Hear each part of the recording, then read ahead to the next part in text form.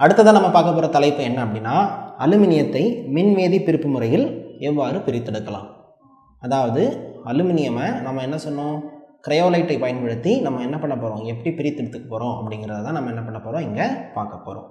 போன இதில் நம்ம என்ன பண்ணியிருந்தோம் அப்படின்னா, அதாவது போன வீடியோவில் நம்ம என்ன டிஸ்கஸ் பண்ணியிருந்தோம் அப்படின்னா, மின் வேதியியல் முறையை நம்ம என்ன பண்ணணும், எப்படி கையாளணும் அப்படின்னு நினச்சி பார்த்துட்டு இருந்தோம்.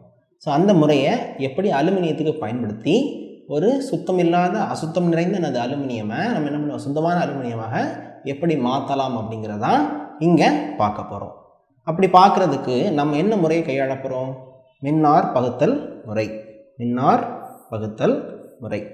அப்போ மின்னார் பகுத்தல் முறை அப்படின்னு சொன்ன உடனே நமக்கு என்ன தெரியணும் அப்படின்னா, 2 விஷயங்கள் முக்கியமாக நமக்கு என்ன ஆகணும்னு தெரியணும். ஒன்று என்ன அப்படின்னா, நேர்மின்வாய் என்ன இருக்கும், எதிர்மின்வாய் என்ன இருக்கும். எந்த ஒரு மின்னார் பகுத்தல் முறையாக இருந்தாலும் அங்கே என்ன இருக்கும் அப்படின்னா, நேர்மின்வாய் இருக்கும், எதிர்மின்வாய் இருக்கும், அப்புறம் பகுதி இருக்கும், மின் பகுதி இருக்கும். ஸோ இது என்னன்னு தெரிஞ்சுட்டு இதை முதல்ல எழுதிட்டு தான் நம்ம என்ன பண்ண முடியும், இந்த கொஸ்டின்குள்ளேயே போக முடியும்.